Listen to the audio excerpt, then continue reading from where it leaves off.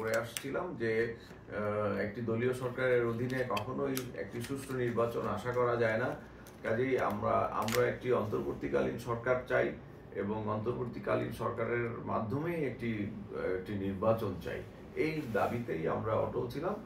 একটি দাবি আমাদের পূরণ হয়েছে, যে একটি অন্তর্বর্তীকালীন সরকার গঠিত হয়েছে এবং আমরা যে অন্তর্বর্তীকালীন সরকার, সেই সরকারের কাছে আমাদের প্রত্যাশা অনেক বেশি, জনগণের প্রত্যাশা অনেক বেশি এবং আমরা আশা করছি যে এখন পর্যন্ত অন্তর্বর্তীকালীন সরকার তার সঠিক কাজটি করে চলেছে এবং তারা খুব শীঘ্রই হয়তো একটি নির্বাচনের রূপরেখা ডেডলাইন ঘোষণা করবে এবং ইতিমধ্যে অন্তর্বর্তীকালীন সরকারের যিনি প্রধান, তিনি বলেছেন যে আগামী ডিসেম্বর থেকে জুন এর মধ্যেই হয়তো নির্বাচন অনুষ্ঠিত হবে। কিন্তু এক্ষেত্রে আমাদের একটি কথা রয়েছে যে আমাদের দল থেকে বলা হয়েছে যে আগামী ডিসেম্বরের মধ্যেই নির্বাচনটি অনুষ্ঠিত হলে এটা সবার জন্য একটি ভালো সময় আমি মনে করি।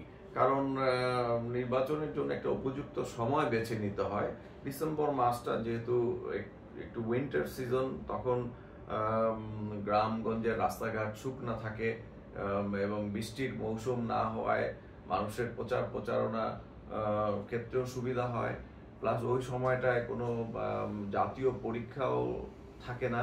এই সময়টা খুব নির্বাচনের জন্য উপযোগী সময় এবং আমরা অতীতেও দেখেছি যে বেশিরভাগ নির্বাচনই কিন্তু এই ডিসেম্বরের মধ্যেই কিন্তু অনুষ্ঠিত হয়েছে, ডিসেম্বর মাসে অনুষ্ঠিত হয়েছে। কাজে সব বিবেচনায় আমরা মনে করি যে তখন স্কুলের বার্ষিক পরীক্ষাগুলো সমাপ্ত হয়।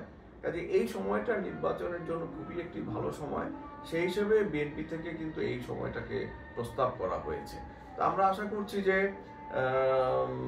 ইতিমধ্যে যে সংস্কারগুলো শেষ হয়েছে এবং আরো যে সংস্কারগুলো করতে হবে সেগুলো নির্বাচিত সরকারের মাধ্যমেই আমরা করতে পারবো। কারণ সংস্কার একটি চলমান প্রক্রিয়া, এটা সবসময় চলমান থাকবে এবং সংস্কারের দাবিগুলো কিন্তু বিএনপি থেকেই করা হয়েছিল। 2023 সালের 13ই জুন প্রথমে আমরা কিন্তু এই সংস্কারের প্রস্তাব নিয়ে আসি এবং আমাদের দল থেকে, আমাদের দলের ভারপ্রাপ্ত চেয়ারম্যান জনাব তারেক রহমান সাহেব এই সংস্কারের প্রস্তাব তুলে ধরেন। তখনও কিন্তু ফ্যাসিবাদের পতন হয় নাই, কিংবা কবে হবে সেটি কিন্তু আমাদের জানা ছিল না।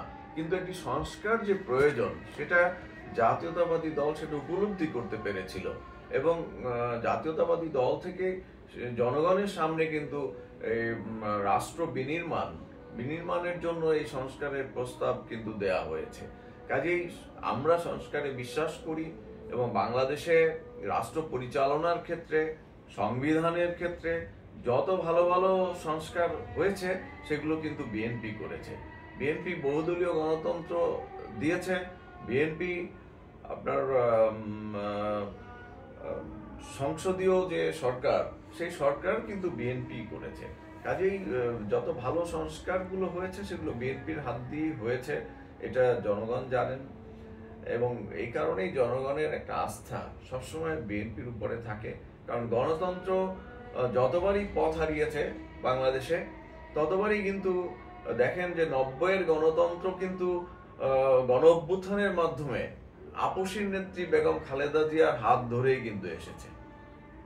আবার তার আগে যদি একটু যাই, তখনও দেখেন এই যে 75-এ যে বাংলাদেশ মুক্তিযুদ্ধের চেতনা থেকে যে দূরে চলে গিয়েছিল, একদলীয় শাসন ব্যবস্থায় যে গিয়েছিল, বাকশাল কায়েম হয়েছিল, সেখান থেকে কিন্তু আমাদের দলের যিনি প্রতিষ্ঠাতা শহীদ রাষ্ট্রপতি জিয়াউর রহমান কিন্তু বহুদলীয় গণতন্ত্রের মাধ্যমে আবারও বাংলাদেশকে কিন্তু গণতান্ত্রিক ধারায় ফিরিয়ে এনেছিলেন।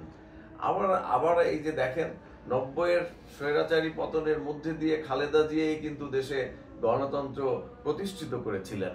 আবার যখন এই যে ফ্যাসিবাদের জন্ম হলো, এই ফ্যাসিবাদী আন্দোলন কিন্তু আমাদের নেতা জনাব তারেক রহমানের নেতৃত্বেই আমরা করেছি এবং তার হাত ধরেই কিন্তু ছাত্র জনতার আন্দোলনের ফিনিশিং ছাত্র জনতার মাধ্যমে এসেছে। কিন্তু 15 বছর কিন্তু বিএনপি এই আন্দোলনই করে গিয়েছে, ফ্যাসিবাদের পতনের আন্দোলন এবং একটি গণতন্ত্র প্রতিষ্ঠিত করার জন্য যে সংগ্রাম, সেই সংগ্রাম কিন্তু আমরা 15 বছর করেছি। এবং এই রাষ্ট্র সংস্কারের জন্য যে প্রস্তাব, সেই প্রস্তাবও কিন্তু বিএনপি থেকেই এসেছে। কাজে আজকে সংস্কারের কথা যারা বলছে, এটা তো আমাদের 2 বছর আগে প্রস্তাবিত একটি ব্যবস্থার কথাই তারা বলছে।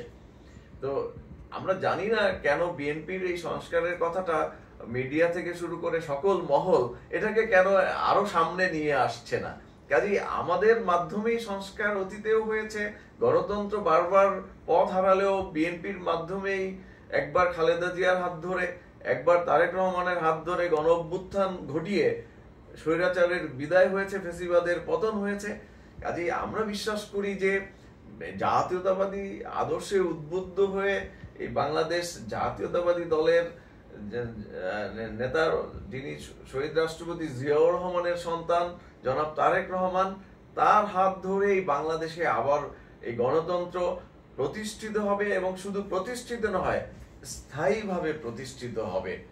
স্থায়ীভাবে প্রতিষ্ঠিত হবে এই জন্য বললাম যে গণতন্ত্র নিয়ে আর যেন কেউ ছলাকলা করতে না পারে, আর যেন বাংলাদেশে কোনো স্বৈরাচারের জন্ম হতে না পারে, সেই ব্যবস্থা কিন্তু আমাদের পাকাপোক্তভাবে সংবিধান থেকে শুরু করে সকল ইনস্টিটিউশনে সেই রকম একটা ব্যবস্থা আমরা করতে চাই।